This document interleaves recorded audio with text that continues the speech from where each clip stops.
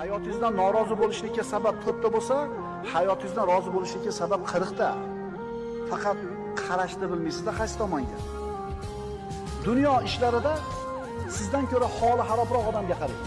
Oxirat ishida sizdan yuqoriroq bo'lgan odamga qarang. Mana sizga baxtli formulasi. Dunyo matohi, tirikchilik masalasida sizdan holi xarobroq odam bor. Unga qarang-da, kuningizga shukr qilasiz, rozi bo'lasiz, baxtli bo'lasiz. Oxirat ishlarida sizdan ko'ra ulug'roq amalga qodir bo'layotganlar bor. Ularga qarang. Bizda teskari bo'lib qolgan. Dunyo ishida bizdan balandga qaraymiz, o'zimizdan boyot badavlat odamlarga, oxirat ishida o'zimizdan xarob odamga qaraymizda, noroziligimiz bilan baxtsiz bo'lib turaveramiz. Maoshing ozmi? Ishsiz yurganlar bor. Uying tormi? Uysiz yurgan ko'chada qolganlar bor. Bitta oyog'ing sindimi? Ikkala oyog'ing ishlamayotganlar bor.